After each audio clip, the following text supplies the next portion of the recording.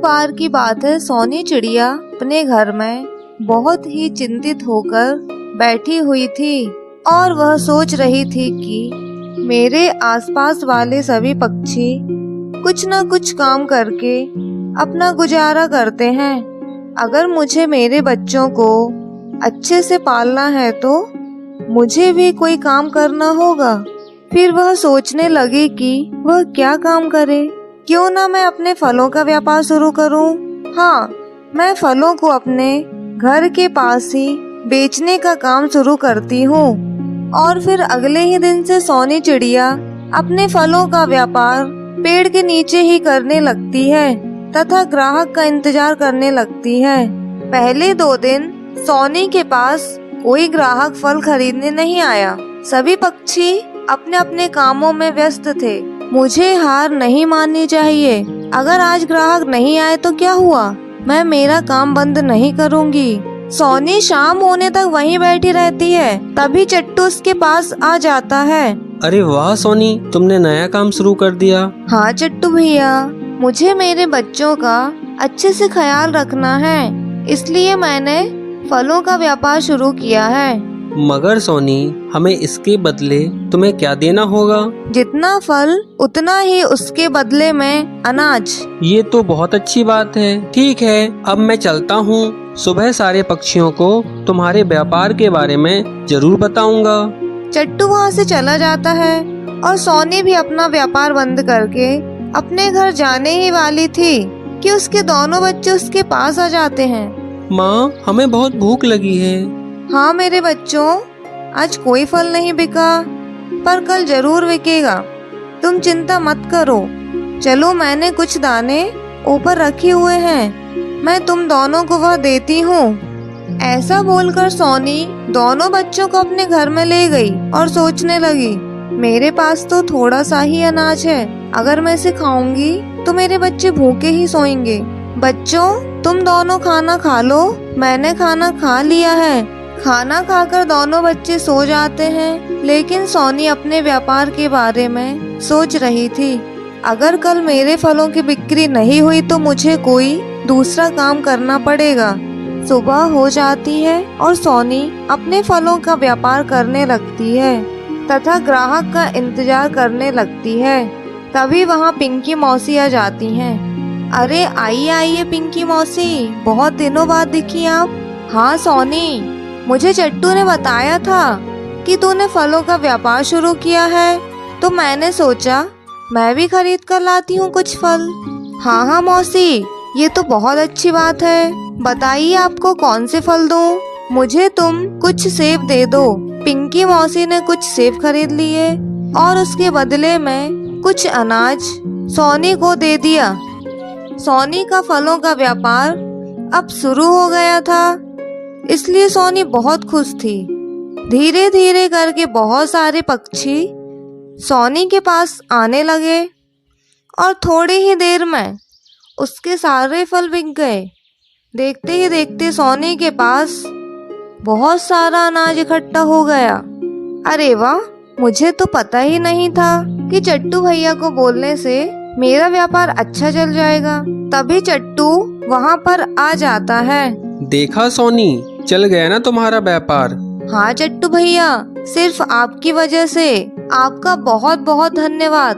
तभी पेड़ के ऊपर बैठे चील ने यह सब देख लिया और बोलने लगा, अच्छा तो ये बात है।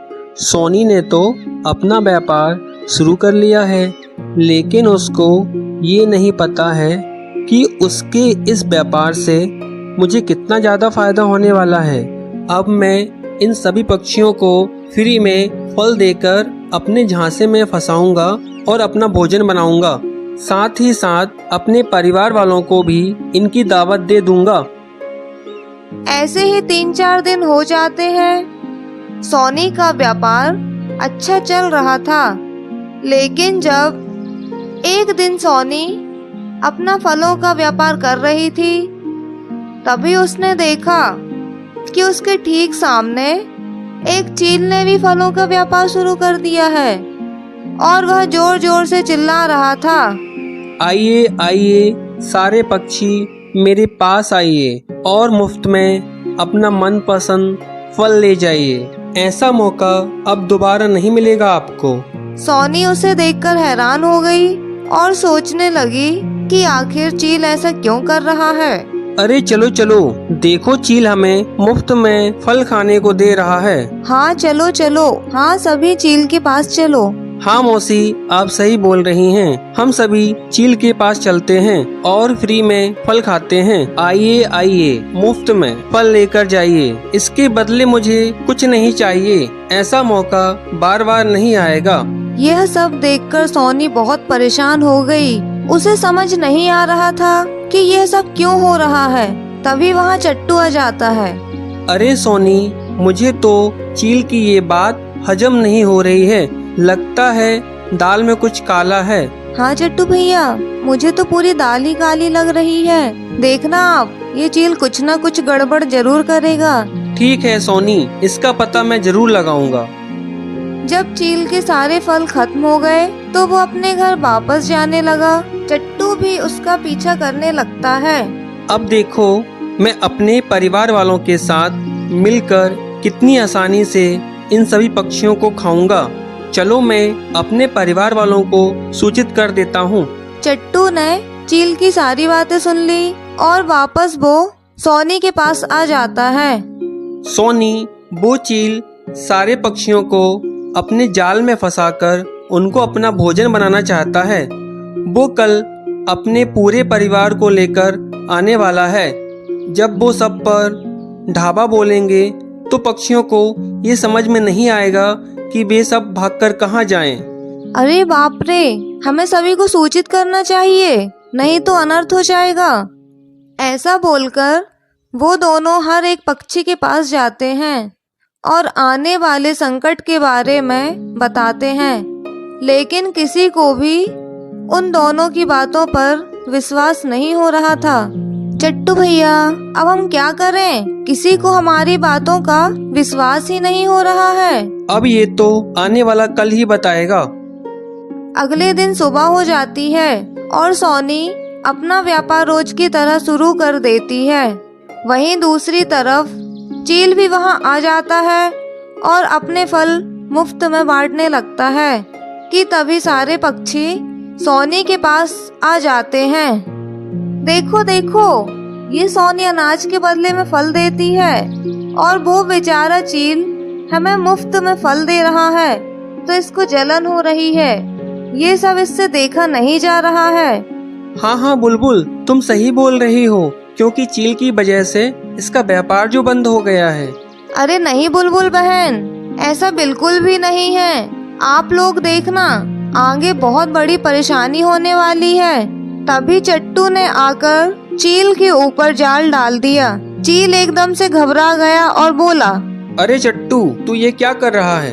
बता चील के बच्चे कि आखिर ये क्या चल रहा है, नहीं तो मैं तुम्हें हमेशा के लिए इस जाल में फंसा रहने दूंगा। सभी पक्षी शांत होकर चील की तरफ देखने लगते हैं। हाँ हाँ, मैं बताता हूँ, पर मुझे छोड़ दो। मैं तुम्हें छोड़ दूंगा, पर पहले तुम्हें सब बताना होगा। मैं इन सभी पक्षियों को फंसाना चाहता था और मेरे परिवार वालों के साथ मिलकर इन्हें अपना भोजन बनाने वाला था। मेरे परिवार वाले आते ही होंगे तुम सबको मारने के लिए। चील की इस बात को सुनकर सारे पक्षी चौंक गए और जोर जोर से चिल्लाने लगे। अब चिल्लाकर कोई फायदा नहीं, वो निकल चुके होंगे। चट्टू भैया, अब हमें क्या करना चाहिए? कुछ नहीं, अब यहाँ से हमें निकलना चाहिए। वो लोग कभी भी यहाँ आ सकते हैं। थोड़ी ही देर में चील का परिवार वहाँ आ जाता है और देखता है कि वहाँ तो एक भी पक्षी नहीं था। अरे तुमने तो कहा था कि यहाँ बहुत सारे पंछी होंगे, पर यहाँ तो कोई भी नहीं है। हाँ हाँ, पंछी तो थे, पर तुम लोगों ने यहाँ आने में देर कर दी।